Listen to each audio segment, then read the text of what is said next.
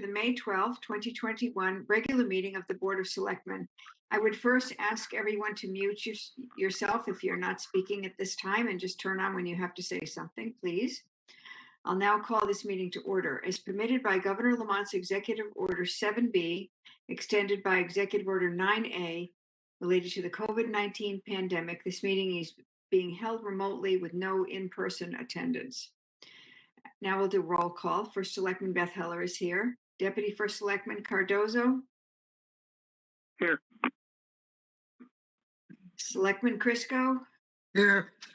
Selectman Dye. Here. Selectman Rowland. Here. Selectman Stein. Here. Town Council Weiner. Here.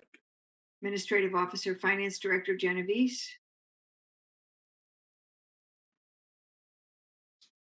Tony's muted. Yeah, he's here though. I see him. Yep. Yep. Assistant Administrative Officer, sorry, Yagla. Here. And Executive Assistant Shaw. Here. And Media Coordinator Pua Ford is here as well. I will begin with the First Selectman's report as item 1. Congratulations and thank you to everyone who sought elected office in the recent municipal elections. Several folks are resigning, and we will have new and returning elected members on some of our boards. Additionally, both nominating committees for each political party will be meeting to nominate new members to many of our appointed boards and commissions. Please join me in thanking the registrars of voters and our town clerks who have taken on the wonderful task of running primaries and our town elections during the pandemic. During the first week in May, they ran the municipal election, the Amity budget referendum, and a recount. All proceeded flawlessly. Our annual town meeting will be held virtually next Monday, May 17th at 7:30 p.m. The link to join the WebEx meeting is on the town website. The meeting will also be broadcast live on Channel 79 and YouTube. I want to publicly thank the Brownie Troop 60865 for painting and placing decorative rocks with the affirming happy messages around the walking path at the Fitzgerald track. If you recall, they received our permission over the winter and just recently placed the rocks. They will be spreading a little joy and share positive messages with residents, and I know we all thank them for that. Last week, Attorney Weiner and Attorney Bloom received the following email from Verizon Selco Attorney Kenneth Baldwin, which they forwarded to me. It states, quote, "Gentlemen, I want to get back to you and let you know that Verizon has decided to proceed with this application to the Siting Council for a 100-foot tower at 118 Newton Road. The alternative plan described by Dave Maxon on our call last week doesn't address Verizon's objective, which is to improve coverage on Connecticut 67 and Connecticut 63 near the intersection of the two. A taller tower down near the town hall won't satisfy that objective and simply delays the inevitable need for a new tower up north. As evidenced by the extensive site search conducted, there are very few options up in this part of town, and all of them are in residential areas. That said, I hope that Verizon's commitment to lower the tower height by 40 feet will make the 118 Newton Road site more acceptable to the town and the neighbors. We're happy to work with you on some additional ground level landscaping that might also help screen some of the views of the closest neighbors if you're interested in discussing that. Our plan is to file the application next Thursday, May 13th, 2021. Notice to the abutters will go out on Tuesday, which was yesterday. That's me adding that part.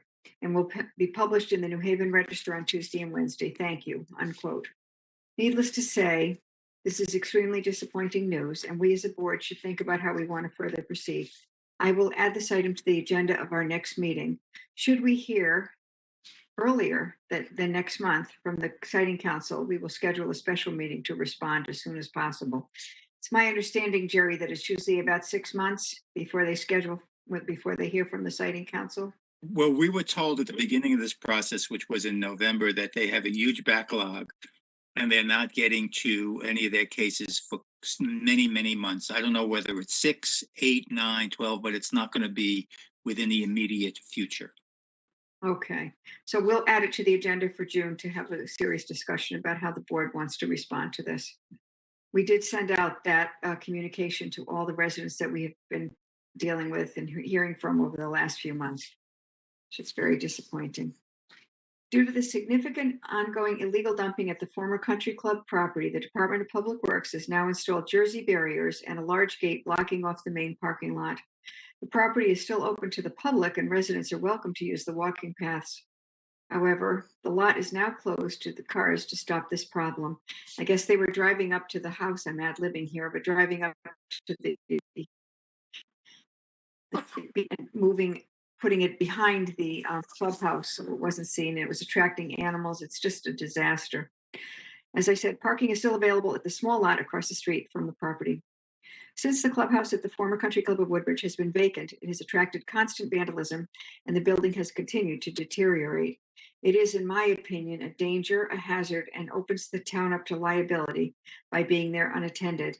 As part of our conversation tonight about capital projects, I think it is important to consider including the demolition of the clubhouse and other smaller outbuildings on the property. No matter how the property is used in the future, the removal of these buildings will be necessary.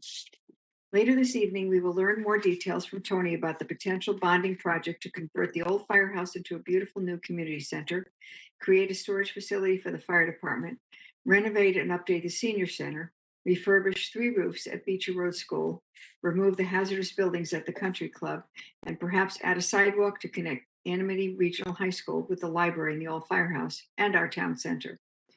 We cannot create a community center for all our residents without creating a storage facility to house the fire department materials that have been stored in 2 bays in the old firehouse following a devastating fire in 2006.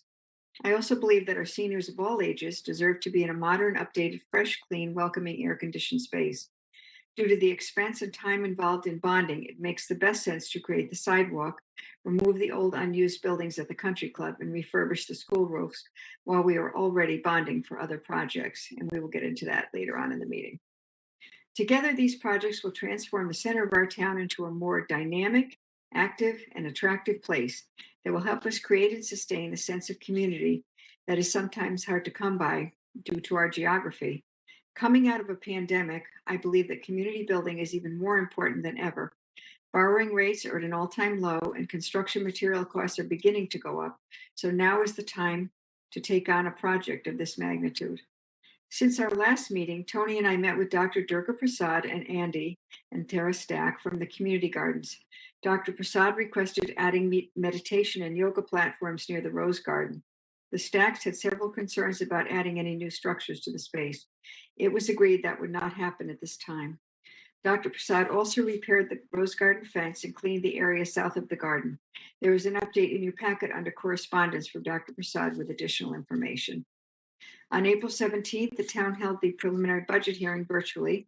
Betsy and Tony and I met with staff from SCROG to discuss the affordable housing plan, regional affordable housing plan, and how to make sure that the town's plan will align with the regional plan. I also met with the new church moderator, Richard Prescott of the Congregational Church, to discuss the potential for resuming the Strawberry Festival this year. Perhaps at a date when the town has an event as well. I hope they do. Additionally, we held our monthly department head meeting, and I also virtually attended a proclamation to the Woodbridge National Day of Prayer event. Attorney Dominic Thomas has agreed to chair the Ad Hoc Housing Opportunity Committee. Their first meeting will be on May 26th from 7 to 10 p.m. and will be open virtually for public viewing, etc. We have been through so much over the past year and a half. Thank you, everyone, for your continued support, and I look forward to being literally together again in the very near future. And that's my report. 2 on the agenda is the Woodbridge Board of Education. Dr. Jonathan Budd, I see you are here. Good evening. Any thanks to Jerry for helping me get on. Some technological issues this evening, but Jerry, you've come to the rescue again. It's good to see you, everybody. And I want you to know that Jerry is going to forward you an invitation to something I mentioned before to you, which is our Community Readers at Beecher Day on Wednesday, June 2nd in the morning. So clear your calendars, because we have a really good event to have you come in and read a book to a grade level of your choice, grades K to 6. They love to see our town leaders in person. However, if you would rather not come in person, you can also participate virtually. If you come in person this year, we will be outside, socially distanced, so that everybody feels comfortable. But again, you can participate virtually. Again, this is Wednesday, June 2nd, with a rain date of Friday, June 4th. And this is open to all people in our community, including our town leaders like you and Mr. Genovese, town staff as well. So we want to really encourage as many people in our wider community to come in on Wednesday, June 2nd as possible. I would like to make a couple of remarks in reference to larger topics of community, diversity, equity, and inclusion, because there have been some good conversations on these topics in Woodbridge and surrounding communities the past few weeks. And I talk about three themes when I'm asked to speak about this topic. First of all, at Beecher Road School, it is critically important that every student feels safe every day. And that obviously means physical safety, but it means emotional safety. It means being respected and being celebrated. So to the extent we can do better for that, for any student, any day, we continue to work on that. It's also incumbent that we prepare students for the world beyond Beecher, which for many of our students is Amity. But in fact, there's a world beyond Amity as well. And we want to continue to prepare our students well for that world.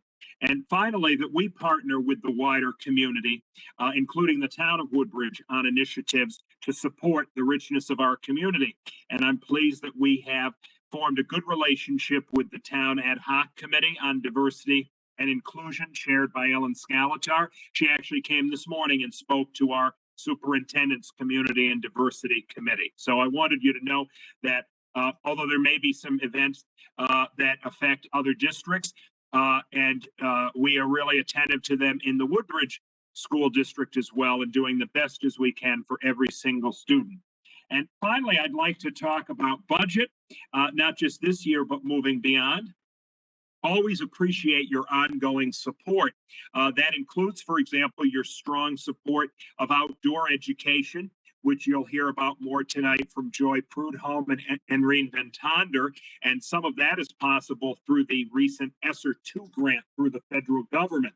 But I have additional good news to share with you this evening. We had a superintendent's meeting this week with the State Department of Education.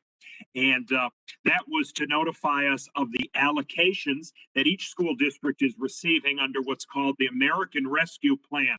And Woodbridge, by which I mean our school district pre-K 6, will receive just over $461,000, and a very sizable amount for which we're very grateful. 20% of that, about $92,000, will be set aside, must be set aside for continued work with students who might be behind in their learning because of the pandemic. But for the remaining 80%, we have, although some guidelines from the State Department, we have the opportunity and the charge to really think about how to transform our school district and our students' lives. So the State Department is getting us a little bit more information that I will share with the Board of Education next week. But I wanted to let you know I will be returning to you and asking you to have conversations with me, because this is an opportunity for the school district to partner with the town and with parents and others in our community to really think about how to use these funds wisely, and to the extent that they can help support the town in its financial obligation to the school district, I support that. So I'll be proactively reaching out, Beth, to you and to others on the Board of Selectmen when we have slightly more available information on allowable uses of the funds.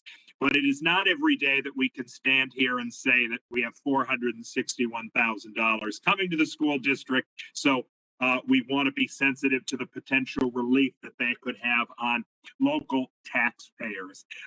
My final comment is that we intend to have a really strong outdoor graduation for all of our 6th grade students. More details will be announced by me to the Board of Education and to parents next week, but you'll all be invited to that as well. Thank you again for the opportunity to be your superintendent. And I will stay on because I am supporting very much what Joy and Enreen are going to speak to you about, but I'm happy to answer any questions you may have as well. Dr. Budd, I have a very simple one. What is the date of the outdoor graduation? I know you told us last month and I forgot to write it down. Friday, June 18th. Thank you very much. Okay, wonderful. Thank you. Sandy. And 2 points, actually, Dr. Budd. Maybe you would like to share what you're projecting are the financial results for the school for the end of the year, and also to make your announcement about the assistant principal. Principal, yes. Let me do first the fiscal piece, because that finishes what I was talking about with budget earlier. We have put some controls into place that have turned out to be quite successful. So all indications are we should be ending this year with approximately $20,000 to $30,000 surplus. And obviously some things are always in flux. And I imagine that we will be coming to some conversations with the town in the upcoming weeks regarding that situation. But I have to say that although it's not a individual effort, I will say that on behalf of the district, I am pleased that we have turned what was a deficit situation of 6 figures a few months ago into a much more positive situation without negatively affecting student learning. And I'm also pleased, thank you, Sandy, for that reminder, to let you know that we have hired an outstanding assistant principal for Beecher. You should know that I've never been able to say this before in any district. You had, for the assistant principal application, 291 completed applications from individuals who wanted to be our assistant principal. And as one of the readers of all 291, I can tell you that you have many quality people who want to work here. But the one who rose to the top, Jimmy Sapia, is a 16-year member of the Stamford Public Schools. He's been an outstanding teacher and teacher leader in a really diverse district, and currently teaches at the middle school level and has a strong technology background, experience with grades 3 through 8.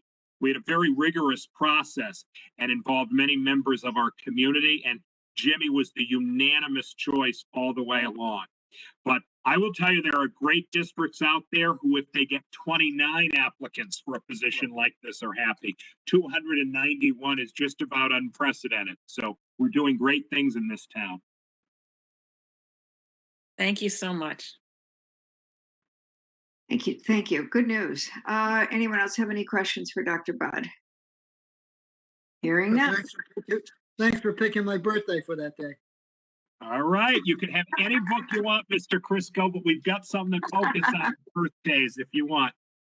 Thank you. Wonderful.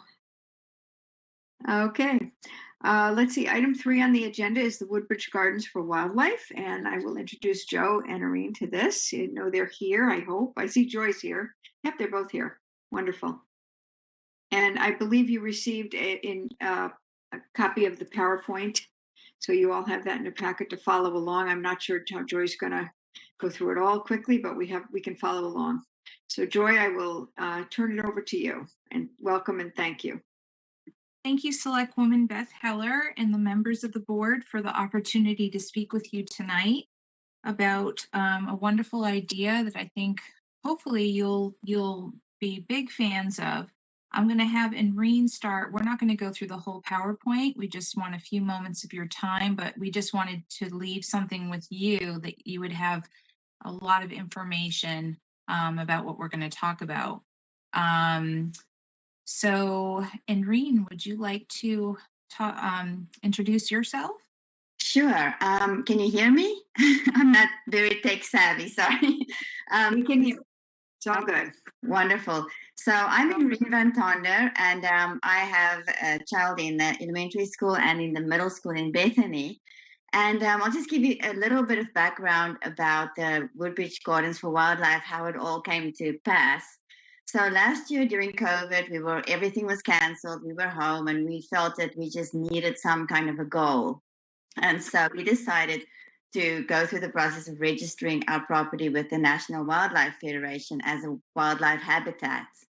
And we thought it's going to be a big project, but living in Woodbridge, it turns out to be fairly easy because, just where we live, it's pretty much a wildlife habitat. but it got us into taking on more and more projects that invites wildlife into our property. And it turned out to be such a learning experience for the children, about diversity and science and all kinds of things. And so Joy and I knew each other from being neighbors at the community garden. And so we started talking, and this idea developed that it could be kind of a community building project where people can do this at their own homes, but we're all doing it together. And so that's kind of how the idea got started. And I'll let Joy tell more about what happened after that. So, and Maureen, at the beginning of the school year, I'm the PTO president this year, and I've been involved with the PTO since kindergarten, and my daughter's going to be a 6th grader next year. And this, I say that only because obviously during COVID, our whole world changed. Everybody's world's changed, but we have a very active PTO and a really amazing community with Beecher Road School. And that was essentially just like cut off completely. So when school started, I asked families to bring new ideas that would help us create community while we had to be apart. And when Noreen shared this beautiful idea of certifying our properties as wildlife sanctuaries, I was like, I'm all in, let's do this. My family, we immediately did it on our yard. And we have details. It's actually very, very easy because we have such beautiful properties here in Woodbridge that they almost all already hit all the criteria of becoming a certified wildlife habitat. And the more we talked about it, the more it made sense for us to form a group and a Facebook page so we could share ideas and give pointers and, with what we've been learning with our community. We now have about 50 members on our Facebook page, and that's pretty amazing, starting something new during COVID. And then we decided it would be even more amazing to have a garden space where we could spread out and do projects together. And since we were both community gardeners, we decided to contact Sarah and Andy Stack to see if there were spaces that could be utilized for a certified wildlife garden. And as it turned out, there was a sizable space that was not being used. It's a shaded area of pine trees. It's not really ideal for a vegetable garden, and it's been very much neglected. And this space consists of 4 garden plots. In slides 9 and 10, you'll be able to get a better idea of what that looks like. So since COVID, schools and communities are really discovering or rediscovering the natural world and all that it can teach us. It's safer to be outside. It's all good for our mental health to be outside. And we're just really lucky to have a beautiful Beecher Road campus and this gorgeous garden right down the street from the school. So when this idea was shared with Beecher Road School, Dr. Budd mentioned that this could also be a great space to have an outdoor classroom for our BRS students to do some projects. Field trips have not been happening since COVID. Our students are cohorted. They cannot get on buses and mingle as a grade level to go anywhere. So this is an amazing way to utilize the new bike route that's coming and take literal field trips to a field. We also discovered funding would be available in the form of grants for educational gardens and outdoor nature-based education. It's a really hot ticket right now. I believe we have funding that we can get to start a vegetable garden for children for $3,000. And everyone I've spoken to is just amazingly helpful and are willing to donate plants and all kinds of things. So there are many possible funding opportunities, including funding to eradicate invasive species, which we all have here everywhere on properties, on our trails, in that garden, and replacing native plants for pollinators. And the benefits for our community go far beyond the funding and education and beautification. There's so many ways to form partnerships as well. but it all starts with a place to call home. And we hope, with your permission, to have that home here in the community gardens. If you would just briefly look at the slide 9, you have the current pictures of what the space looks like. And Reen and I and our families have been working really hard in this space. Like I said, it's been years and years of neglect. And this is actually an improvement. If you can imagine that, that big pile of rubble that you see was took hours of just painstaking work of digging out this wire and this netting out of the ground that quite honestly was killing nature. So we've been spending a lot of time, in sweat equity cleaning that up. And then if you look at slide 10, that's the sketch of what we hope it will look like someday or someday soon. At the very least, because the space is so large and it's 4 garden plots, as we thought we could set it up as almost like 4 classroom areas and workspace areas and kind of different themes. So you'd have your wildlife garden, you would have your children's organic vegetable and flower garden, and then a nature's outdoor classroom space. And I just want to let you know, we've talked about this with Sarah and Andy, and they love it. But because this idea just gained so much momentum, they said, well, we probably should talk to the Board of Selectmen, and we couldn't agree more. So before we go any further and spend any money, and we just wanted to respectfully ask the town's permission to be able to use this garden for these purposes. I just want to thank all of you tonight for allowing Enreen and I to speak about this, and we're happy to answer any questions you may have. Thank you. I think to move it forward, I will make a motion, then we can ask you guys questions, if that's okay. This is so cool. I'm so excited. This is wonderful. Very, very happy about this. And I know Dr. Budd will be is happy, and the Stacks are as well. Everybody's on board. So I don't think anybody's not in favor of this. It's so fabulous. I can't wait. So I will make a motion that we grant permission to use 4 community garden plots that are discussed in our presentation this evening for Beecher Road School outside classroom use. And is there a second? Second. Thank you. And with that, does anyone have any questions of our wonderful presenters this evening? Go ahead, Sandy. So thank you both very much. This is very, very exciting and a great example of our community taking ownership of things that they want to see and do in the town of Woodbridge. And it's just wonderful in terms of the creativity and the benefit to the kids, to the school, just to the town. And so I really thank you for your efforts. There are 2 organizations that I think might be good partners with you. I know that Massaro Farm would be very interested. I mean, we have an education director there. We run programs.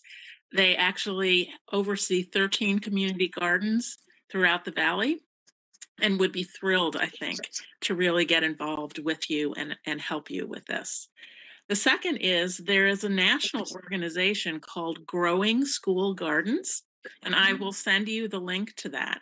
And this is actually across the entire United States. And I see this as, being a way for you to connect with other schools that have gardens for the purposes of teaching the kids, getting them involved, helping them actually learn where their food comes from, appreciating nature, all the things that you want to accomplish. So thank you again. Thank you. Thank you, Sandy. And actually, it's funny you say that because Enreen and I got a little overwhelmed with all this could be. And we're looking for a way to sort of streamline it. And so we researched and we decided that we're going to become 4-H leaders and start. Okay. Actually, I guess a long time ago, there was a healthy 4-H program here in town, and it since has gone away, and we're going to resurrect it. And Wow. we've already had a meeting with Corey over at Massaro Farms. He's super excited, and he's going to help us with that. So thank you. That's terrific. Great. Anybody have any other questions or comments? Okay, hearing none, I will call the question. All in favor, please signify by saying aye. Aye. Aye. Any nays? Any abstentions? Hearing none? Wonderful, congratulations and thank you. Really, really super duper. Good luck. Thank you so Thank you much. so much. Okay, come back and see us. Thank you. Thank you. Thanks so much for your great work. And with that, we'll move on to item 4, which is liaison reports. And let's see, we'll start with Mika Cardozo. Thank you, Beth. Welcome. The Recreation Commission met on the 26th, April 26th. And they reviewed Teresa Bonner. They have an after-school program that Teresa Bonner commented on during public comment, and her daughter takes part in it. And she just recommended the program and indicated that it was one of the safest and most well-organized programs. John has been checking, John Adamovich has been checking the fields and making sure that folks are complying as relates to masks and social distancing. And he's also, there have been some complaints of non-residents using the parks, and John is looking into that as well. Andrea indicated that the chairman indicated that the Smith is going to continue, the treasure hunt will continue, and he's going to rehide a number of the medallions that have been hidden for the community treasure hunt. The pool has been opened, it's been used, and the lanes are available by appointment only, and it's been consistently full at this point in time. And John is waiting to hear from Dr. Budd as to where the tent that was formerly on the country club property will be placed. They are intending, the Recreation Department will be going forward with the summer concerts this year. It looks like the same lineup as they had last year, or the last time we had it. The fitness center is open on Saturdays and Sundays, and it is being used. They're looking forward to the community center and that obviously being available. Tennis courts are open and are always booked, as much with pickleball as with tennis. And the running club is participating, and that program continues on. Summer camp, there will be summer camp. As a matter of fact, they have a significant first day registration, upwards of $17,000. John did indicate that Stacy Katz is retired, and that's somebody who's been very, very instrumental in the summer camp. And they're looking for a nurse for the summer camp at this point in time. And this year, the nurse will be, the cost of the nurse will be borne by the Recreation Department, where it was previously split between the Recreation Department and the school.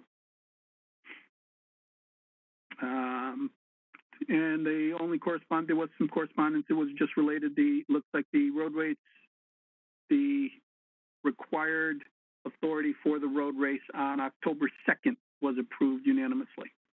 That's it.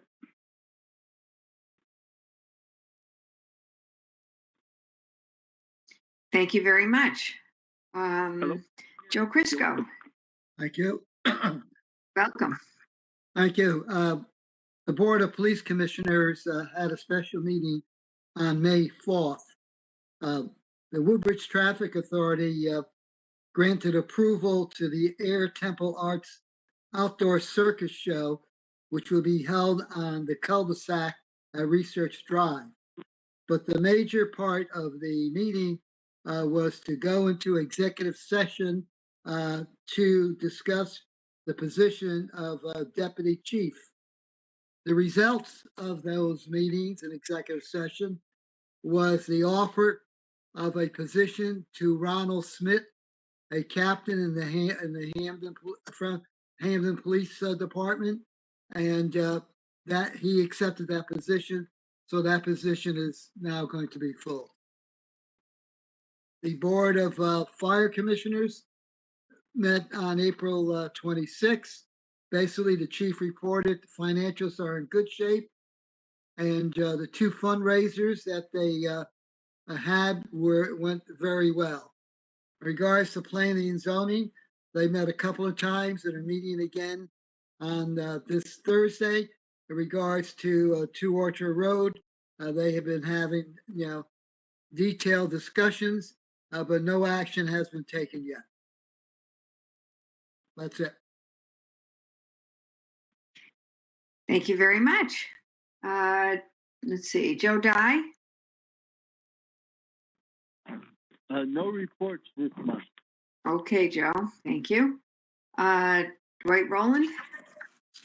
Yeah, I attended the inland wetlands meeting on Wednesday, April 21st.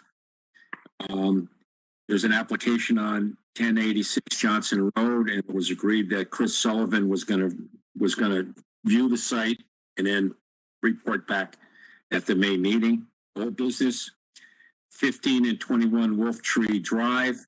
That was pushed back until May. There's still some work to be done on that to bring that to closure, back to the commission, the agency. 22 Rimmon Road. Chris, they received an okay to remove dead trees, etc., by the wetlands area, and Chris is going to work with the owner to work on plantings on the site. 170 Center Road. Apparently there was some clearing that was done by the owner, and he's now working in conjunction with a neighbor.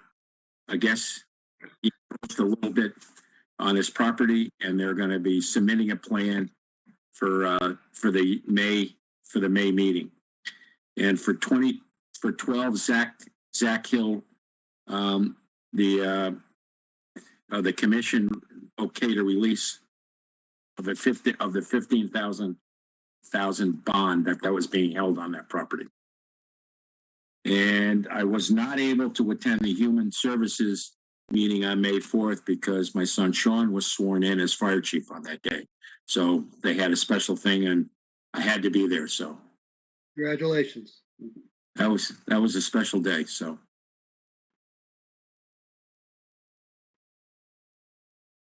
Thank you very much. Congratulations too. And Sandy Stein, thank you. Okay, I attended the Library Commission meeting this past Monday, May 10th. And the Friends of the Library had a very successful book donation day on the day of our Earth Day town celebration. 4 Amity students assisted them, and they collected hundreds and hundreds of new books that they will clean and go through and then have for sale. There are 2 circulation assistant positions that have been posted. And Eric reported that he has received many good applications, and they will plan on starting to interview next week. He has also reposted the head of the Children's Library and has also received some good applications for that. So he looks forward to filling that position. Eric did submit our new website to the Connecticut Library Association, and it won the Library Association Publicity Award. So, which is really great. I mean, I don't know if people have seen the new website, but it is much more user-friendly, contains a lot more information, and is very easy to navigate.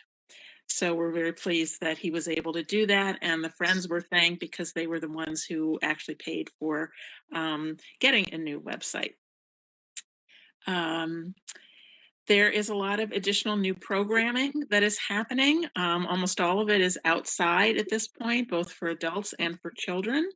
And there will be more music programs in the Grove, and they are coordinating with Town Hall with these various programs. We also discussed the Library Commission membership for next year, and there will be 4 openings for the Library Commission, as 4 of the current members whose terms are up will not be renewing their their membership. So anyone who is interested should contact either Beth at Town Hall or either other Republican Town Committee or the Democratic Town Committee regarding their interest. Eric also reported that we will be receiving a little more than $16,000 from the American Rescue Plan Act. This is our allocation of what was actually given to the State Library Association based on our the population of our town. And so he will be coming up with some suggestions of how to use those funds. And there are some restrictions for that, as there are for the town, for Beecher Road School, in that same manner. And we did also discuss providing some funds for renovations of the center gym. And there will be a final determination for that at the June meeting as to whether or not there's sufficient operating funds at the end of the year to actually that being the source of the dollars that are needed as the library's contribution. That's it. Thank you very much. Great job. Thanks. Thanks, you guys. Let's see, we are now at item 5, which is to receive the 2021 Neighborhood Assistance Act of applications. You have copies in your packet of a 2021 program proposal from the Amity Teen Center for $24,990. And then there's also an application from the Jewish Community Center, let's see, for $150,000. So with that, the standard, what we do is we receive these, you've received these last week, and the next step is to make a motion to schedule a public hearing, and we normally do that at the following Board of Selectmen meeting. So I'll make a motion that we schedule the public hearing on these 2 applications for Wednesday, June 9th. I hope that's the correct date, at 7:30 p.m. I'll second it. Thank you. Anyone have any comments or questions on that motion?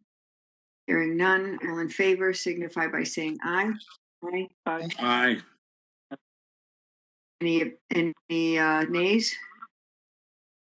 Hearing none, any abstentions? Thank you very much. It passes unanimously. And then we move on to public comments. And today, for the first time in a while, we received some public comments. They were all sent out to you as we got them this morning and this afternoon. All 6 of them were from folks who are obviously concerned with the cell tower, and I think we'll keep them. You won't receive them rather than me reading them. Somebody needs to mute. It's not muted. Sorry. Everybody, please mute. Thank you. I can list the names of the folks that wrote. You have them all. They're available for public inspection, and they're asking us to take action on the next step, which we received notice for the cell tower proposal going to the siting council. So the first one is from Kyoko and Greg Karowski, sorry. And they're basically asking us to, they hope that the Board of Selectmen agrees the zoning board to start engaging more to appeal at the siting council. Cell tower does not belong in a residential neighborhood, and they need our total support. The next one came from Penelope Samponi at 108 Newton Road, asking us to, obviously, we'll be mounting an all-out effort to stop this ill-advised project, but need the help of the town to do so. And we very much appreciate having the issue added to tonight's agenda. We will be talking about it at the June agenda. Next one is from Eaton Chen, lives on Penny Lane. He's been a Woodbridge resident for 35 years, and he strongly opposes the cell tower in the residential neighborhood. Marie and Randy Luciano at 15 Forest Glen. Also, we'd like to better understand what the role the town will play in helping us fight this. They came to Woodbridge about very high taxes because it's a very peaceful and tranquil and wonderful place to live. So they're asking us for the same thing. There is also a lengthy note from Erin Hofstadter. She had a lot of questions, perhaps, and also some comments, which we can talk about next month. We'll resubmit these and put this in our packet for next month. But just writing in support of the neighbors on Soundview and Newton Road who'll be directly impacted by this. And she had some major concerns, which she listed, and would like us to Woodbridge. She's imploring the Woodbridge town leadership for urgent help and guidance to escalate these concerns to the state level and serve as a strong voice to stop this application from being being approved. And let's see where else. Gregory Karwowski also wrote that the fear of the cell towers erected at 118 New would totally ruin the neighborhood. And he again would like us to procure an opinion in opposition to this location from the Town Zoning Commission. I'm not sure that they can, but we'll talk about all this next month. So we have received all these letters, and if we get more, we'll continue to add them to the packet for the June meeting. And I think that was all the public comment that was received as of 3 p.m. today. Moving on, item 7 is discussion and possible action regarding the capital projects. And as we've been we've been discussing several months now certain capital projects, which in my opinion, as you've heard from my remarks this evening, it's a great time to get these done. Tony's going to go over some of the debt service and that, but basically it's the funding, procuring the funding through a bond project for several projects, one being the former Firehouse, which, as we all know, has been vacant since 2006 due to a fire, other just used for storage, which a beautiful building like that, in my opinion, should be a town building. We also need, as part of that, because the storage right now that's in there is from the fire department, and they need a place to put the rest of their equipment and other items. So creating a storage facility behind the Firehouse, renovating and upgrading our beautiful senior center. It needs to be, it's not beautiful now, but it needs to be made beautiful. We've also talked about the Beecher Road School roof project. And additionally, over the last couple of months, I think that we had discussed possibly, because interest rates are so low, adding a couple things that we also could do as part of this project. And one being the adding sidewalks. Over the winter months, there were a lot of students who were walking in the middle of the road when they were leaving Amity High School, and they're doing it now. And it would be lovely to have Amity connected with our town center and our library, and we do need that.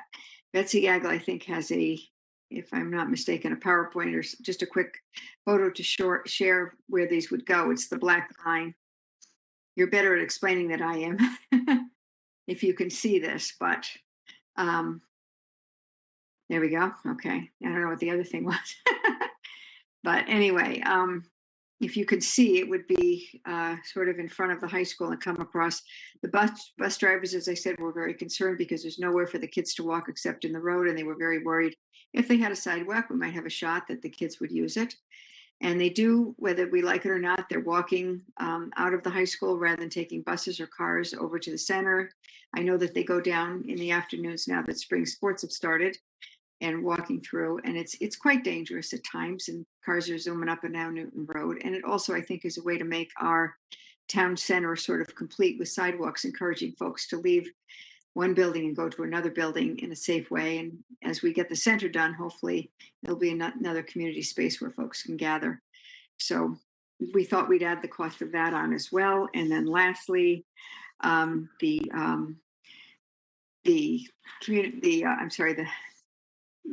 former Country Club of Woodbridge.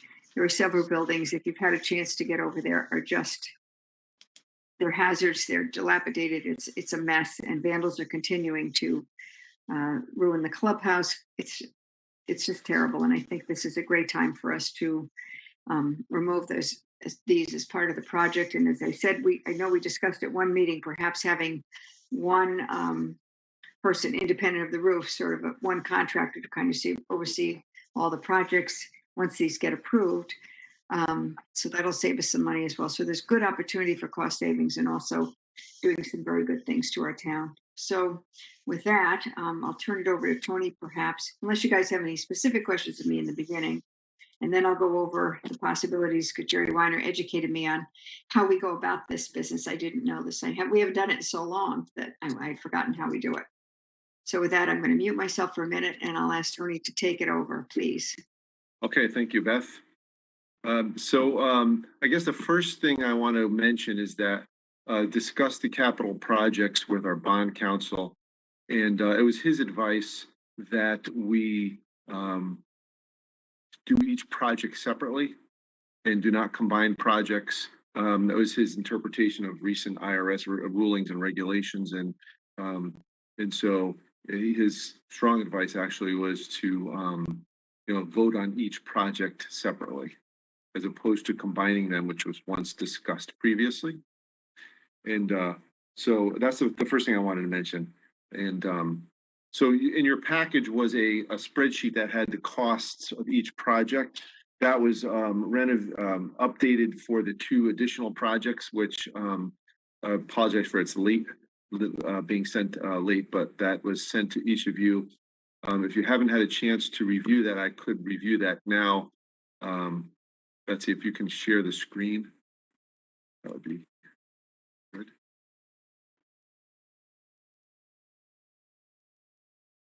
You want me to share? My screen. I think Jerry has to do that. Jerry, Okay. can you? Okay. Barry. Thank you. Tony, I just gave it to you. Share my screen. There it is. All right. Thank you. Okay, so this is the revised spreadsheet. And what I did was I tried to do each project in a grid so you can see the totals. See the former firehouse. On the top are the construction costs of each. The where we received Silver Petroselli assisted with the construction cost estimates for the former firehouse, the storage facility, and the senior center. The school has requested the $573,500 for the beach or roof refurbishment, and that's an all-inclusive. That includes soft costs, so I didn't break it down here on the spreadsheet. And finally, the sidewalk was information we had received from a design firm when we applied for the grant that we did not receive back a few months ago. So those are pretty recent estimates. And finally, Silver Petroselli also reviewed the site at the country club and provided an estimate, which was in your package, for demolition of all the buildings on the country club. So you can see the construction costs of each, and then the soft cost related to each project. These are estimates, of course, which gives you a total project cost for each. You can see that there is along with the contractor's fee, there's some contingency amounts and some architectural fees. Those are the big items. I also included the bonding costs in the former firehouse project, just because that's sort of the major project here. And then finally, down below, you have all the funding sources. So you can see how each one will be paid for, including bond funds for, you have existing funds for former firehouse and storage facility in the senior center, and the steep grant for the senior center, and the donated funds from the fire association for the storage facility. So that gives you the amount that would be funded for each project down below. Let's see that.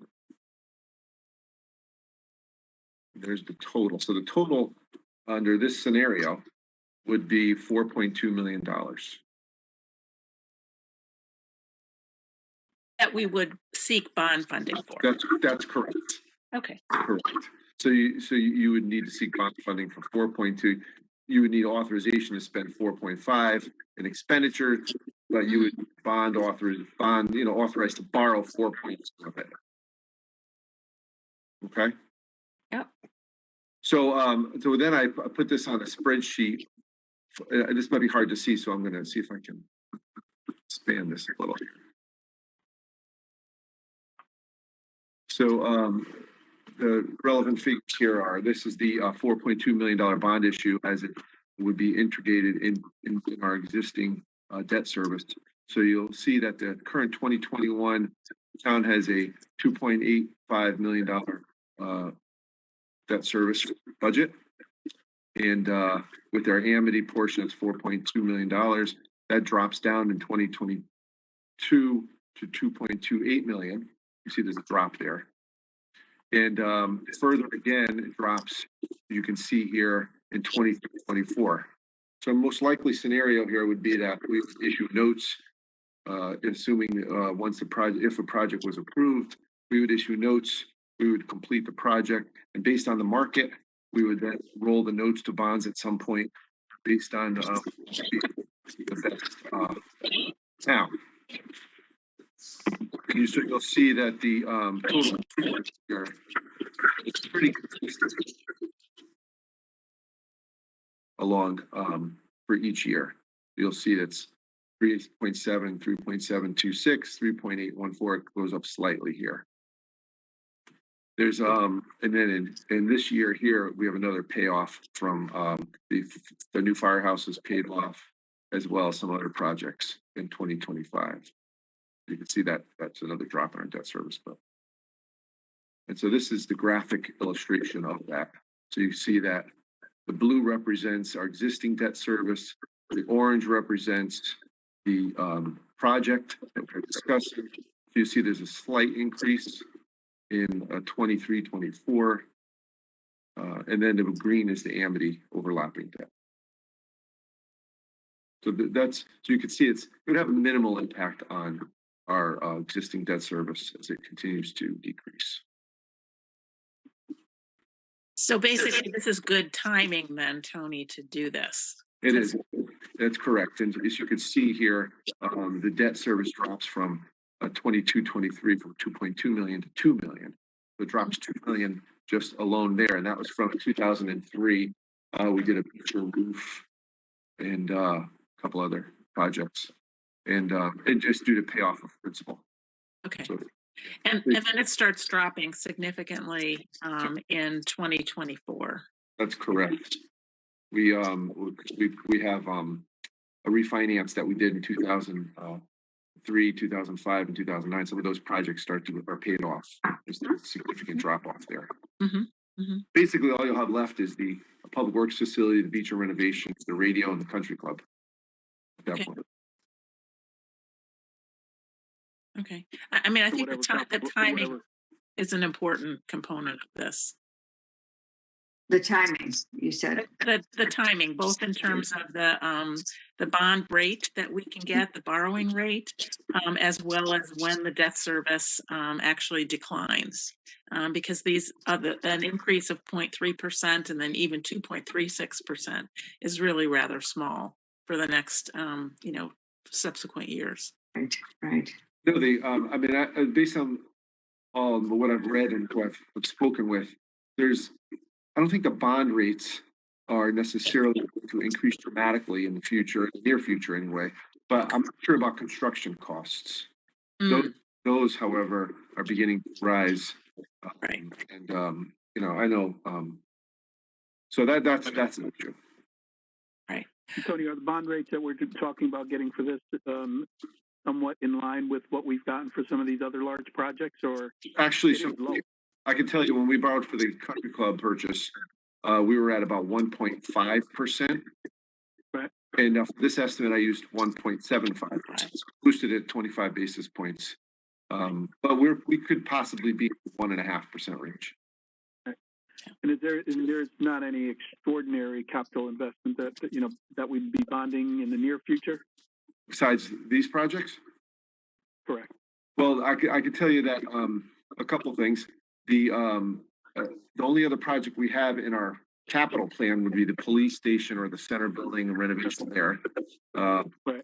And other than that, I'm not aware of any major project. There's always what you don't know is coming, but other than that, that's the only other one I'm aware of. Got it. I think the other value of this is that this would address many different needs that we have in the town right now, as opposed to just one project. And although we bundle it for financing, obviously we do need approval for each individual project. That's correct, right. But I think that's the difference between this and saying, well, let's go forward with the police station. And I'm not suggesting that that get postponed forever, but that the timing is right to do these things and to do them now, because these are all projects that can really occur within the next year or so. Right. We are sort of, as they say, shovel ready for a lot of things. And it's my hope that in the next year we can think about the police department, maybe appoint a building committee and look for some federal funding or state funding to get that done. It has to be done. We all agree. we're looking, we do have to start construction on the senior center because we have a steep grant with a deadline. So we were hoping to include the grant with this project so we can have a bigger project and get more accomplished. But at some point, we do need to start that steep grant portion. Right, exactly. Anybody else have any comments? And then I'll explain what Dave Stein is around. If anyone has any questions, correct? Just one more question, Beth. Sure, go ahead. I'm sorry? Go ahead. I know we mentioned in the past about landscaping and the seniors in the old firehouse, landscaping and interior furniture and things of that nature. But you had mentioned that there was some funding. Is that part of what's included in what you said was the funds available? Or is there other monies that are available for that type of? There's money. Both of those. There's money in the budget for those, and also with the addition of the sidewalk funds, that'll help to connect, sort of different areas of the center. But there is some money in the budget for that. Do you think there's enough money? Because again, I don't want us to have this lovely building and then no funds to actually equip it for use.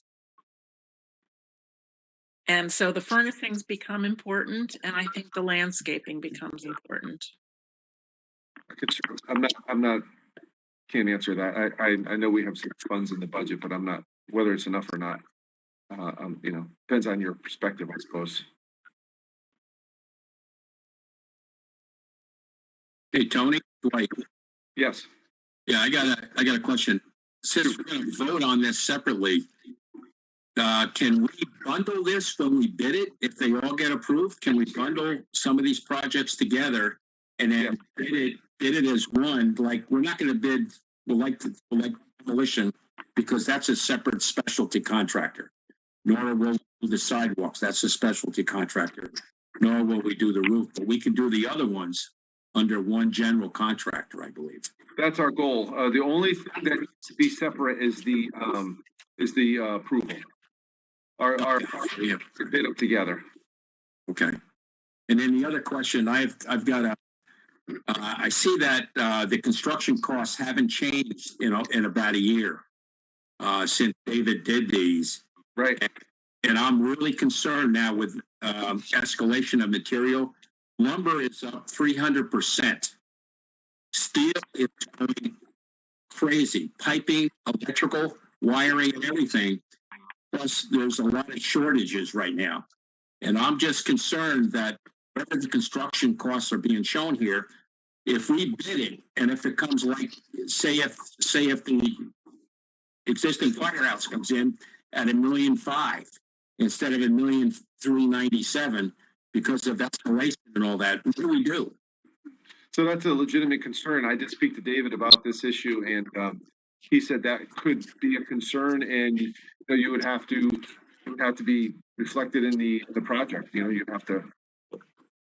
Yeah, I'm mentioning it because the thing is, I see contractors' bids that when they bid, the bids are only good for 7 days because they don't know what the materials are going to be.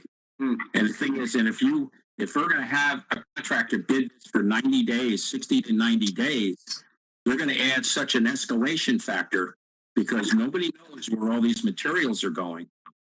I'm really concerned. That's all.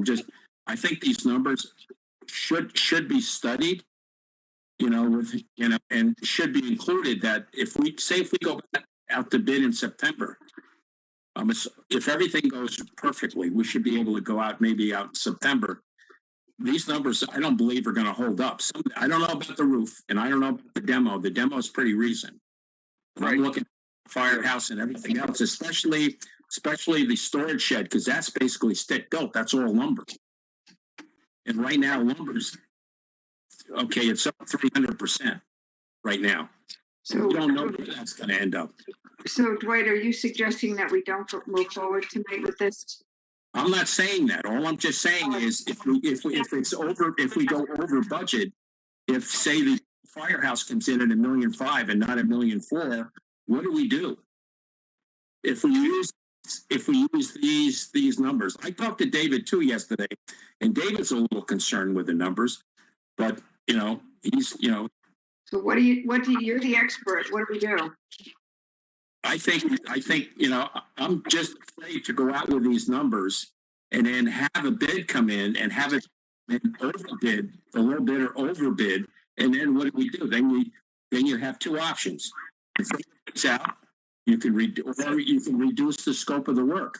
Okay, so Dwight, I mean, practically then, what you're suggesting is that we need a contingency for inflation. Yes. And that needs to be included in the overall ask. Okay, the whole project, for all these projects together. I'm looking at, I don't think the demo needs it. I don't think the sidewalks needs it. I don't think the roof needs it. I think the other, the senior center, the storage facility, and the firehouse are definitely going to need some sort of an escalation factor added, just to make sure that we're, that when we ask the town to get approval of numbers, we can basically do the projects within those numbers. Okay. I just I don't want to say something and then come out and find out that we're over 1, 2, or all of them, and they're all overbid. So okay. So I'm just throwing that out. I'm just throwing it out. Look. Okay. What was explained to me? Actually, Tony, can you do the unshare your screen? Yep. Thank you. Thank you. Actually, I can't unshare it. Do I unshare the screen? There you go. I have put it back. I didn't do that. Okay. Very good. Thank you so much. Okay, I see David Stein is there. Yep. Hello. First of all, what was explained to me yesterday, I had a conversation with Attorney Weiner about this. Section 6-4 of our charter leaves capital expenditures and non-recurring expenses to the Board of Finance after they receive a written request for an expenditure. The request needs to come from a spending agency, i.e. the Board of Selectmen or perhaps the Woodbridge Board of Education if it's a roof project. My hope tonight, but I don't think we're going to be able to do this now, was to do a proposed motion with the costs that we have estimated for all of these projects. Included, there were 6 of them, and we would vote on that, and then it would be sent to the Board of Finance for their consideration as to whether or not they want to do call a special town meeting. But obviously, they have to get the correct numbers. And so I think, unfortunately, unless David has some other ideas, we're going to have to revisit this for the numbers and come back next month. I don't know what else to do. No. Go on, Cindy. Or we add them. Go, Mika. Go ahead. My sense is that if we set the budget, we set the budget. If this is what we've gotten information on, I understand that there could be additional expenses, but isn't there also the potential that we could get as lower bid, depending on who decides to bid? When this does go out to bid, I don't understand why. I understand that there could be expenses, things continue to go up, but we've set a particular number. We've got soft costs in there as well, which I would think is partly contingency. I'm not understanding why we would need to add dollars at this point in time. I think we've got a project. We've done the due diligence in terms of identifying what the costs are associated with these different projects, and let's move forward. So Beth, can I just say something? Yeah, I also wanted to have David speak to what you brought up, Dwight. So go ahead, Dwight, and then I'll ask David to talk, please. Go ahead, Dwight. David, as I was saying before, I'm just a little concerned with the escalation of all the materials that are going right now. Lumber's up 300%. Steel is going through the roof. Electrical wiring and everything else. Anything electrical or anything like that, plumbing, piping. Everything is escalating at a rate that we haven't seen in a long time, years and years. And I'm just concerned that if we go out on the numbers that David put together about a year ago, and they really haven't been escalated. We haven't even figured out any increases for 21, whatever it is. Plus now with the escalation of all the materials right now, I feel very, uneasy going out to bid, and then having something come in, having a good document, going out to bid, getting competitive bids. But if the bids come in late, or if we're asking contractors to extend their bid 60, 90 days, they add a lot of escalation to it because they don't know what the market's going to do. And they have to cover themselves because it's a lump sum bid. David, I'm going to throw it to you, but Yeah, good evening, everybody. So we are at a pretty unique time right now with escalation of certain materials. Dwight used, for an example, wood. If you go to Home Depot today and buy a 2x4, it used to be $3. You go now and it's $9.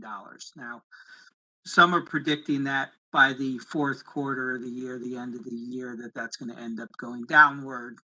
Whether it goes back to $3 or $4 or something in between, it surely shouldn't be $9, and it's really never been $9. But unfortunately, there has been supply chain issues across the board, and that's been the real issue behind all of this.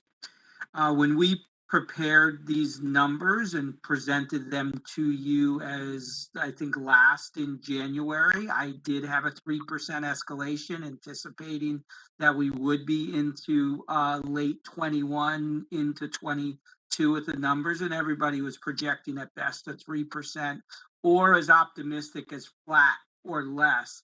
So to Mika's point, that's really in the context that our estimate was prepared, is because people were hungry in terms of work, and their labor rates, they were cutting their labor rates. But what we saw in these last 2 months, in the months of February and March and into April, a huge spike in certain raw materials, wood and also in steel, which is usually priced around $3,500 a ton of steel, is now at $5,000 a ton of steel. We've had steel spikes. We had it in 2008, 2009, and it corrected itself back down. So people are expecting that this is going to correct itself. So there may be some corrections, to Mika's point, by the time we go out to bid. I think the point that Dwight is making, and we are talking to our other clients about this, that we're locking into estimates that were prepared in 2020 and in the first part of 2021, that we didn't have that high of an escalation. So some professional estimators are, and you see we have an owner's contingency of 7%. Some will take that and say, you know what, we're doing a 10, we're doing a 12% escalation across the board, or we're setting a separate line item that's not part of anything more than just escalation, that says, you know what, we're tracking it separately. We're going to do our best to package these projects with alternates to give you the ability to work within. If there is that escalation, then you have the ability to make decisions. The last thing we want to do is be behind on a bid and then need to ask for more money. We want to build enough of a safety valve in there. Right now, there's enough of a reasonable safety valves when we were preparing this in January or the end of last year. But based on the material spikes, I'm not sure the project could fully absorb that. It's hard to predict. I guess I'm raising, as Dwight's raising his hand and saying we have to be cautious of this. We're having the conversation with our clients too. We have another project that's planning a referendum for the town of Colchester, a new senior center. It's about a $10 million project. And they're like, well, we're going to hold to our number. And when we get to our design phase, we're really just going to have to question how much we could do. So going back to sort of Sandra's point, do we have money in there for landscaping? Do we have money in there for FF&E? We do. We may just need to make some choices on how much we do, knowing that certain materials, we just can't catch up to that particular escalation. So I think you're at a point, and whether or not you need to amend your dollar motion to have a separate number, that, and obviously if it's not spent, I think that's the one point that should be made, is this is not intended to inflate your project and add value to it. Say, well, now we added a few percent more, we want to do something more to the project. I mean, that definitely isn't what we would recommend it'd be something that would be fully tracked as a separate line item. And if it's not expended, it's just simply not expended. You just don't use it. Different from your owner's contingency, which is expected to be expended. There's going to be a portion of this that we know you will spend. You know, we have 7%. Traditionally, you spend 5%.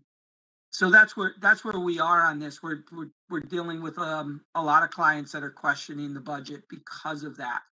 What's also happening is supply chains are extending, so the contractor's timeline gets extended slightly. You know, just because they can't.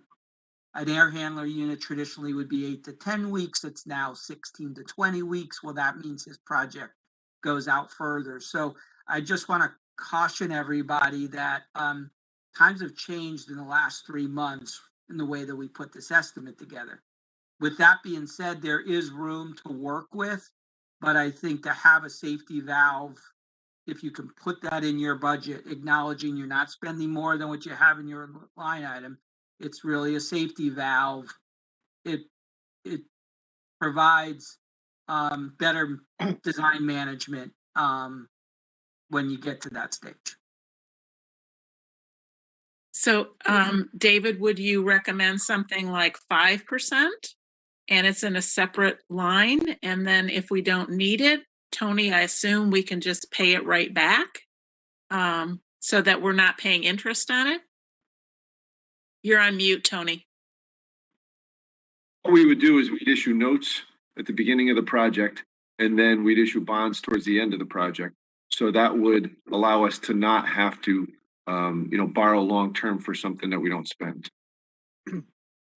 And yes, and I would agree with Dwight that roofing and your demo project and such, you don't need to inflate the escalation piece of it across the board.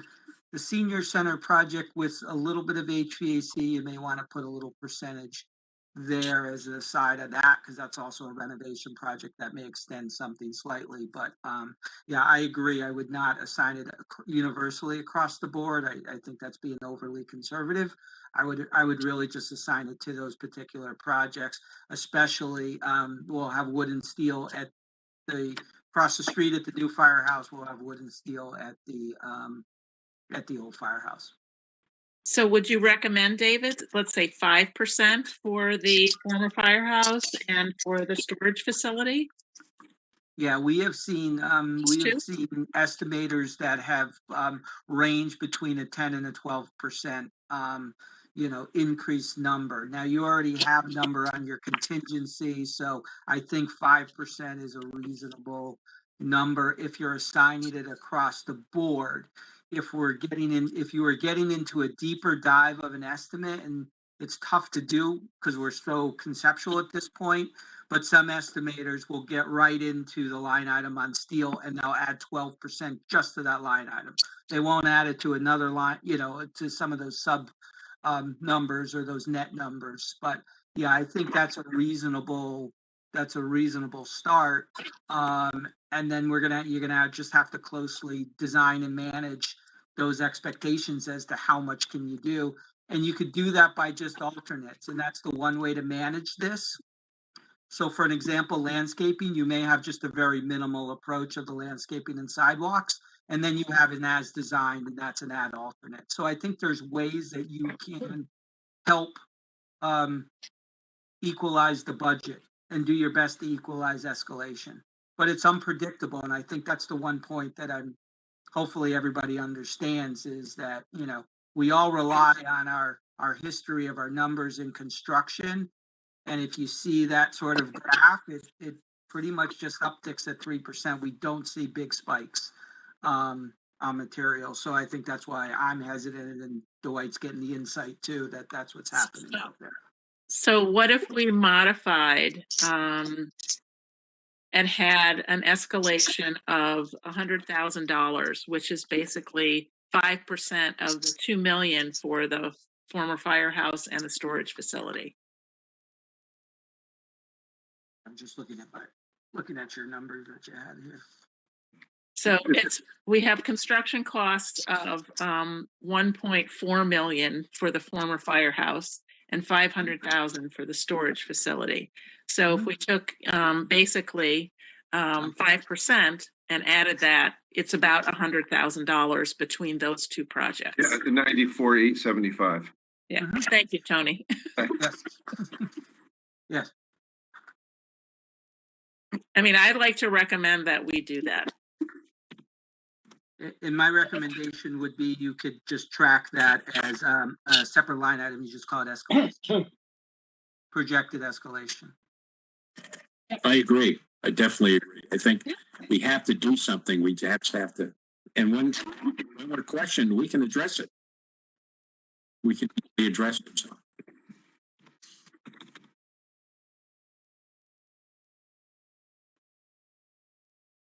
Okay.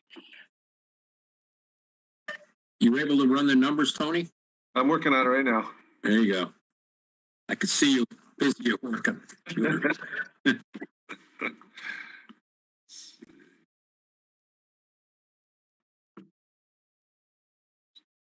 Tony needs a visor and a cigar, and he's all set.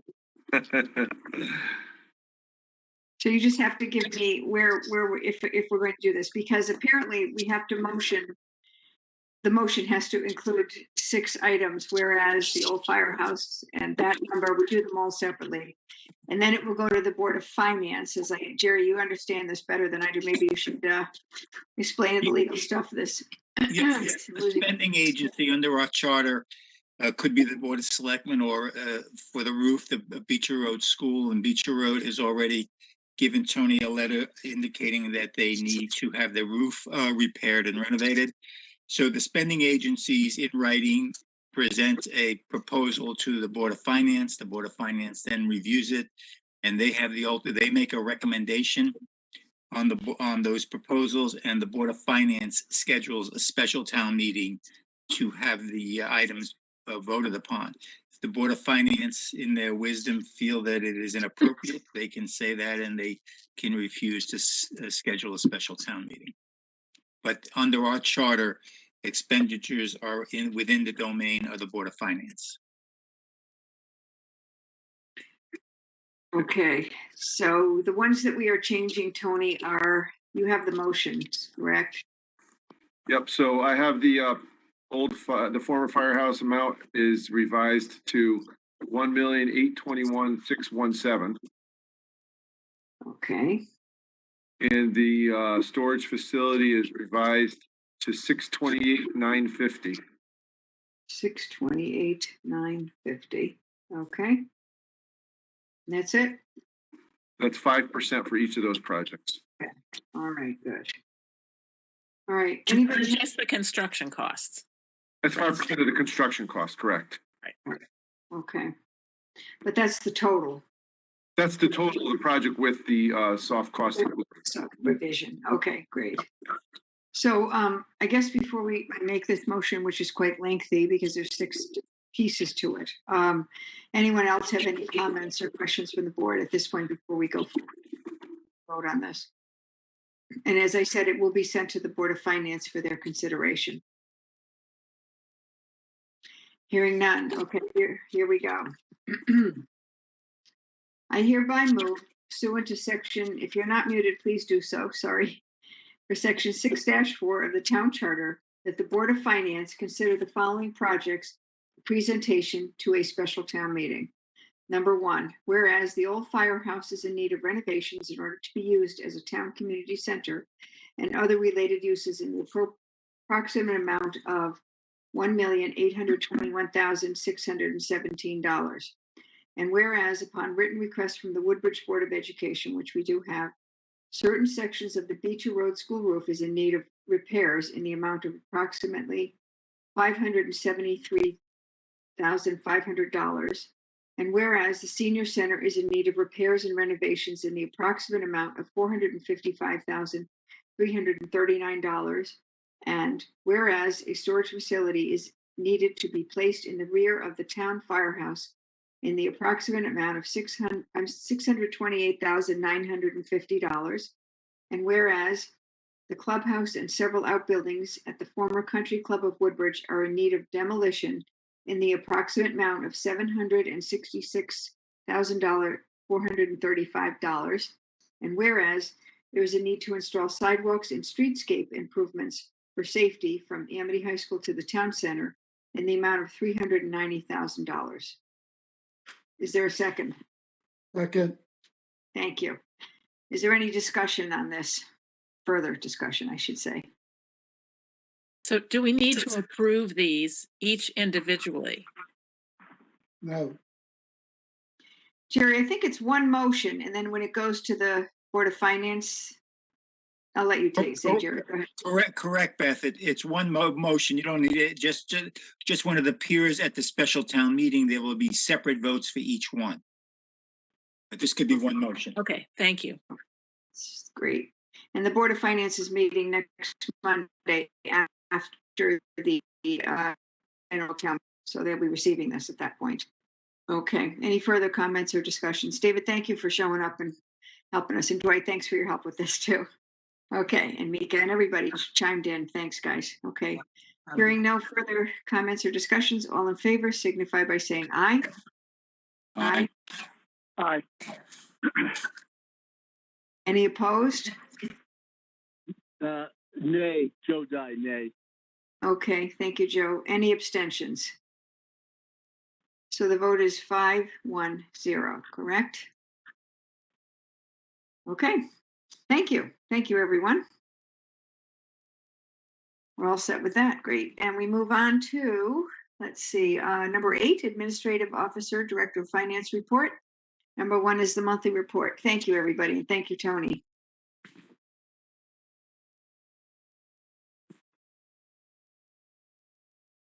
Switching screens, eh? Tony, I think you're muted again. Okay, thank you.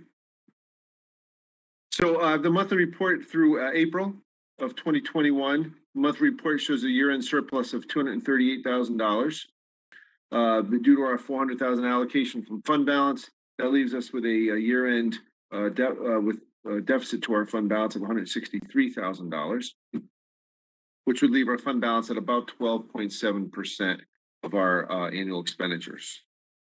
Our tax collections, when I was writing this memo, were projected to be on budget. However, we received some larger back taxes collections, and we're a little ahead of schedule just the last, let's say, week or so. So I'm going to say there's probably going to be a surplus in tax collections, which would go to decrease the amount that we'd have to take out of fund balance. So I'm not 100% sure what that'll be at the moment, but that's some good news for us. Intergovernmental revenues have a surplus of $160,000, and that's primarily due to the coronavirus relief funds.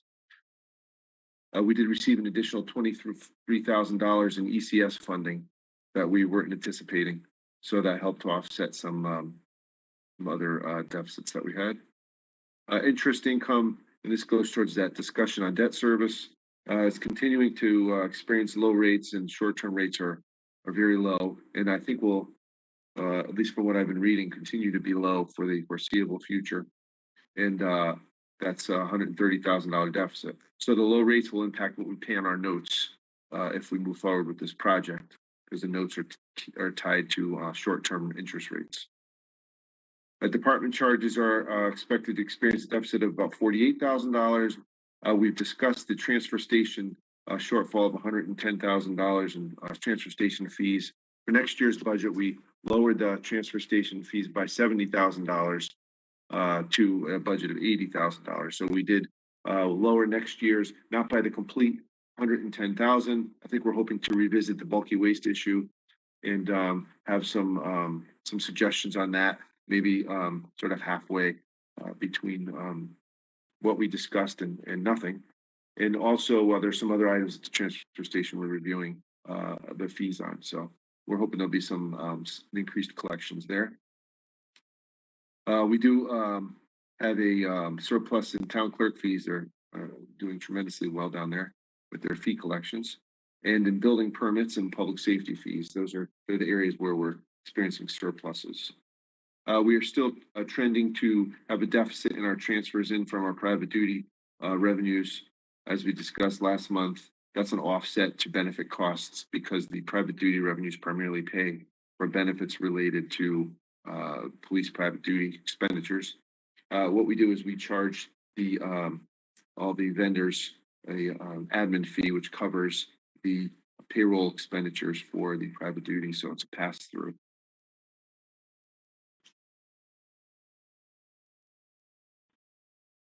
For our expenditures, the building officials projected to have a surplus of about $20,000 this year. That's mainly due to our wage account.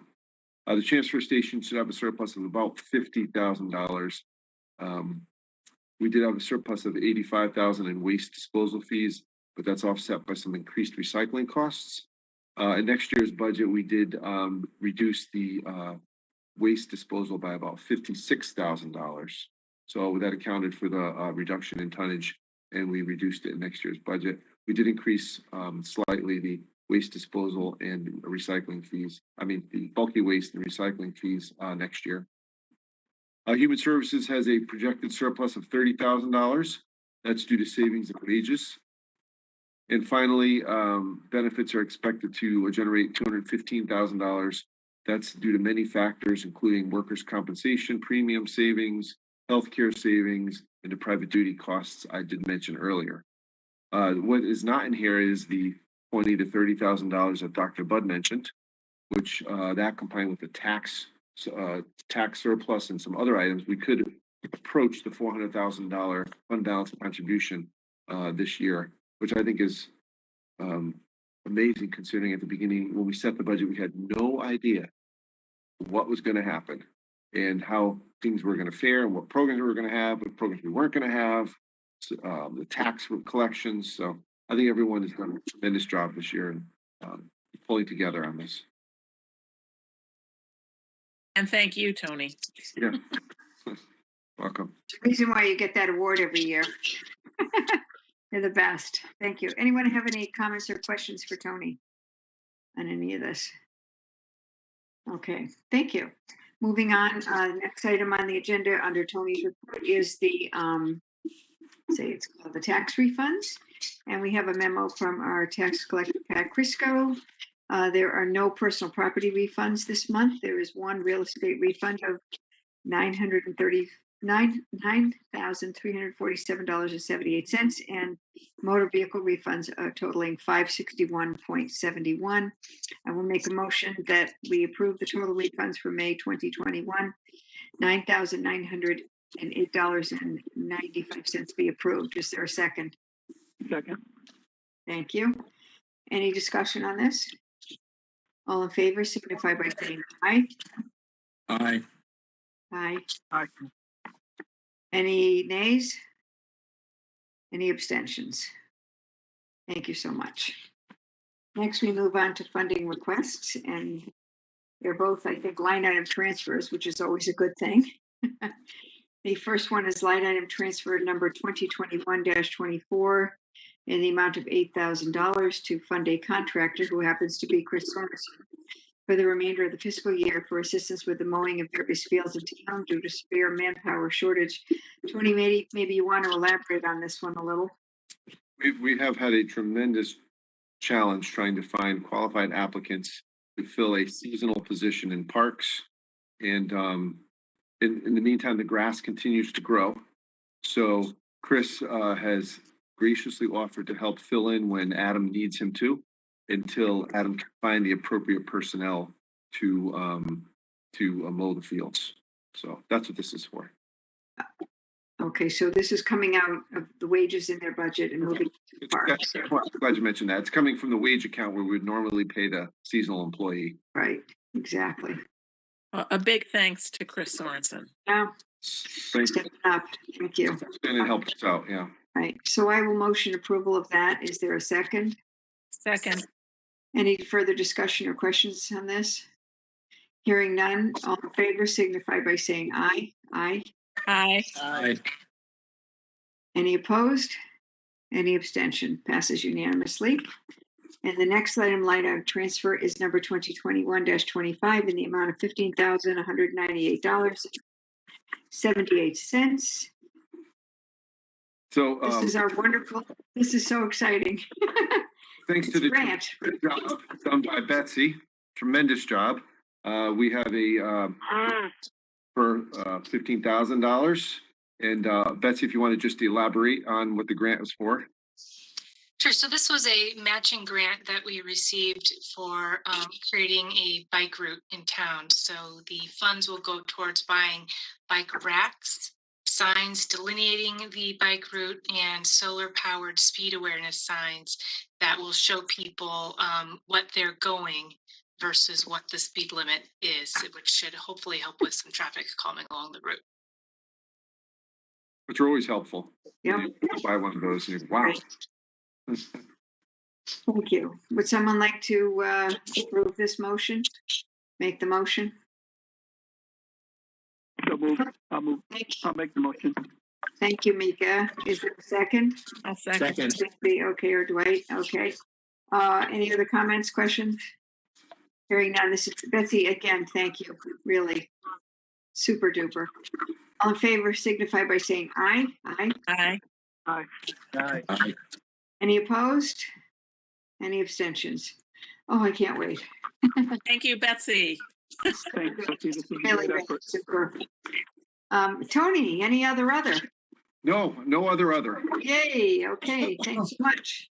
Moving on, Betsy will be joining us. She's feeling better after good number 2. Assistant Administrative Officer's report, you're on. Did we have the CMed? Oh, my goodness, I do this once in a while. Okay, sorry, forgot all about item 9. I skipped right over it. I'm so excited about the bike rack, I just lost my mind for a minute. Okay, let's get back to it. I just put by it, I apologize. Regional Communication Service Credit. You have in your letter a packet from, a letter from State of Connecticut DEMIS asking us, under the provision. Tony, you want to explain this? You're better at it than I am. We received a regional telecommunications service credit for our to be used towards our emergency coordinated medical emergency dispatch direction services. And so it's based on a amount per 30 cents per capita. So because we currently use Medcom as our CMed service, we forward this to their budget for as a credit for their for Woodbridge in their budget, and then it's calculated when they set their fee. Other towns do the same thing because we don't do our CMed locally. Okay, so I guess we need a motion to assign the amount of $2,625. Right. Correct, to seniors. I'll make that motion. Is there a second? Second. Yeah. Is there any discussion on this tonight, on this particular thing? Hearing none, all in favor, please signify by saying aye. Aye. Aye. Aye. Any nays? Any abstentions? Thank you. Sorry I skipped it. Okay. Now we're Betsy. Thank you. You're welcome. So just want to give everyone a quick update on the second Saturday series that we started. The first event was a chalk art party on May 8th, hosted by Youth Services. Nearly 20 families participated and they had a great time despite the very iffy weather that morning. The next event will be on Saturday, June 12th, and it's a community tag sale. So anyone interested in being a vendor can visit the town website and sign up there to sell items at the tag sale. In July, there will be a Friends of the Library book sale. August, there will be an art event. And in September, there will be a craft fair. And same thing for the craft fair. If anyone's interested in being a vendor, they can visit the town website and sign up there. And I'm happy and available to answer questions that anyone has about any of these events. Coming up this summer and fall, we received a economic development grant from UI that will allow us to hold outdoor concerts in the business district. The goal of these concerts is to draw customers to the business district and to support our local businesses. Since the town does not own any land in the business district, we're partnering with Coachman Square. And I'm doing all the paperwork and background work to get this headed up, and Coachman will do the setup on the day of the event. So it's a really great partnership.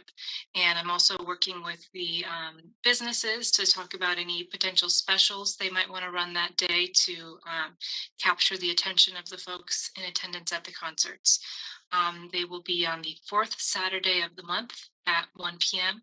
So that'll be June, July, we're skipping August, and September and October. And I'll have more details about that coming up soon. So the next thing I wanted to talk about is the event applications that you have in your packet. The first two are applications that I'm submitting on behalf of the town. Based on a suggestion from the Community Council, we will be participating in Make Music Day. This is a worldwide event that happens on the summer solstice, June 21, and it's free pop-up concerts all over the place. And there is a very easy website that's served as a matchmaker. So I've invited Woodbridge businesses to host any of these concerts. And if businesses are not interested, then I would like the town to host the concert. So this is a provisional request. There may be businesses doing it, and I don't want to take away from anything that they may do. So the request would be for the town to host concerts at Fitzgerald Field in the morning from 8 a.m. to noon, and at Pease Place Playground from 1 to 5 in the afternoon. We would not be providing anything. There'd be no electricity or setup. It's simply providing a venue, and musicians who are interested would go to the website and request permission to play during those time slots.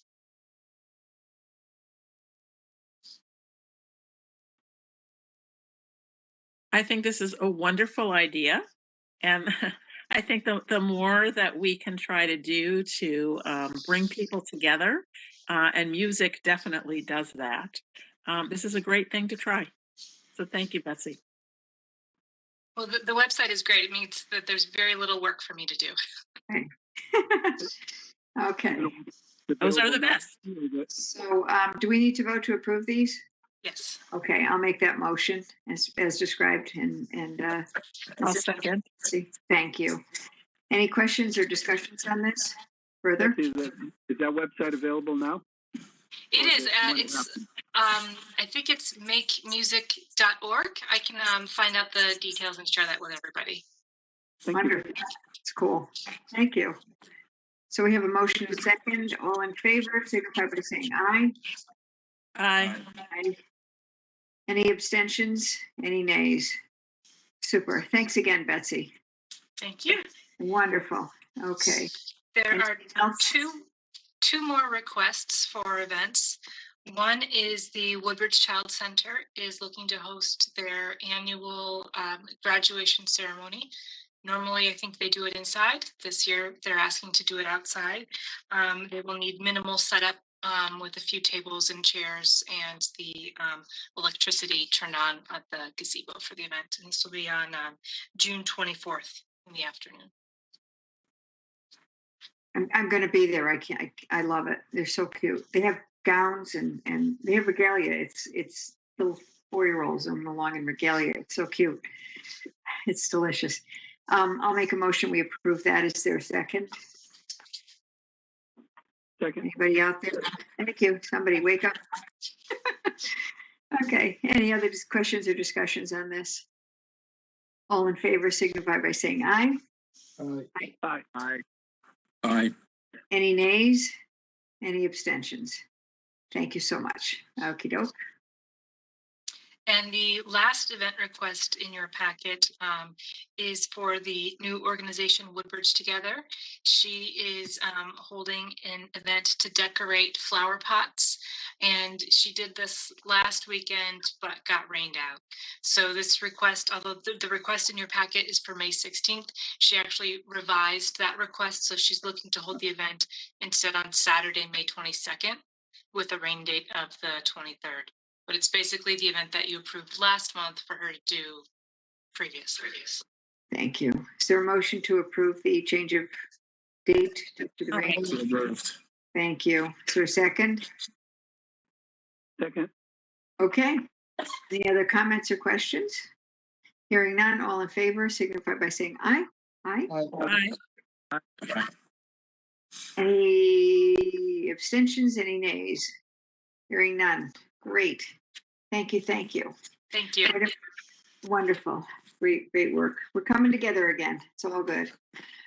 You have in your packet the reports from the town clerk's office. I'll make a motion that we approve them as presented. Is there a second? Second.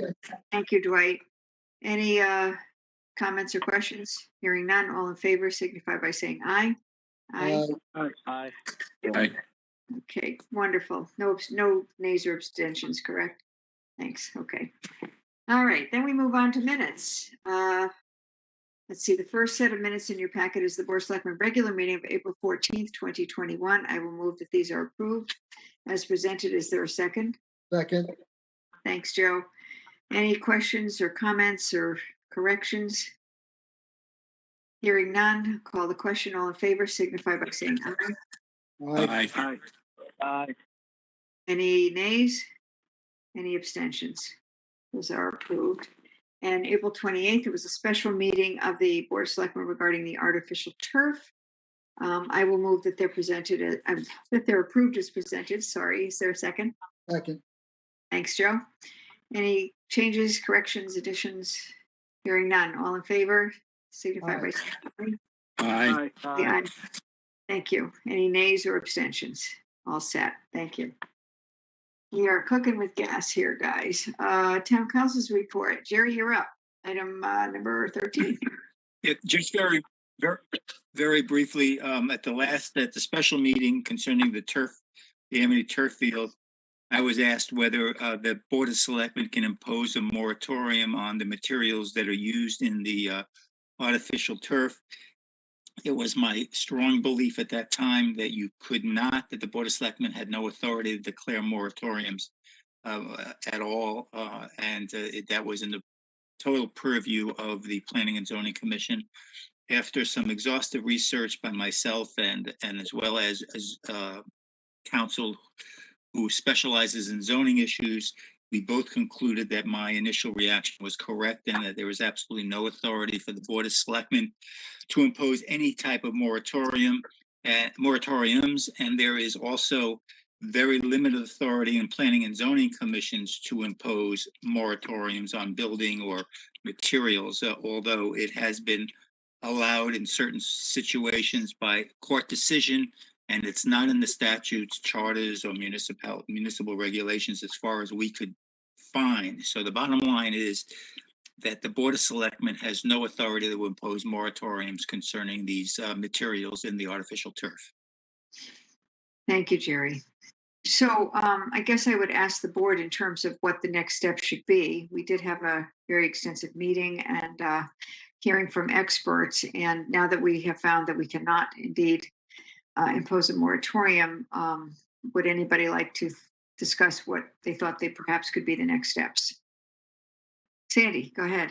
From my perspective, Beth, I think, and I suggested this at the meeting, that perhaps it should be the next Board of Selectmen that actually reexamines and decides whether or not to create an ordinance that would ban this material.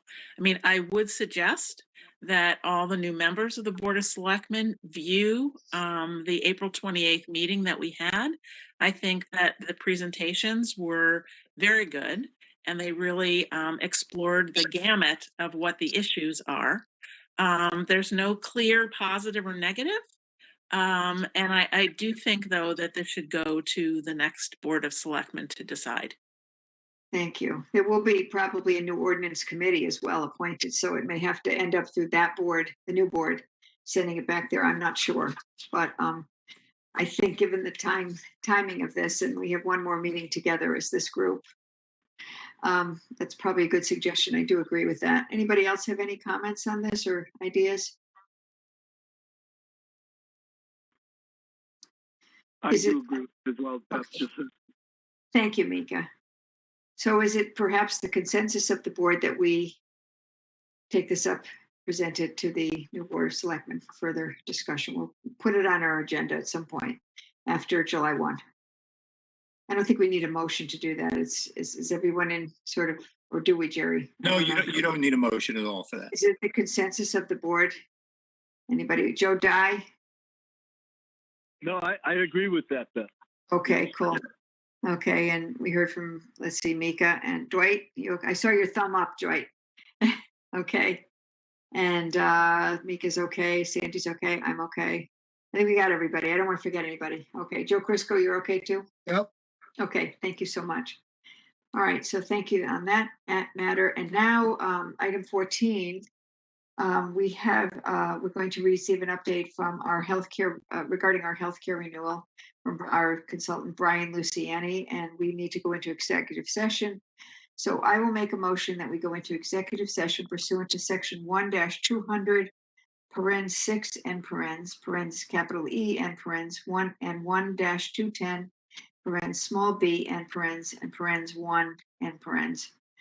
And invite into the executive session Tony Genovese and Jerry Weiner. Is that all I need to invite in, Jerry? Yes. Okay. You should invite in Brian. And Oh, yeah. Brian. I thought that was kind of given since we invited him, but good point. Thank you. And Brian Luciani, sorry. Thank you so much. Good suggestion, Jerry. Is there a second? Second. Second. Thank you, Joe. Any discussion on the motion? All in favor? Signify by saying aye. Aye. Any opposition or nays? Thank you. So we'll ask everybody to mute or get out. Nicely said, right? Jeepers.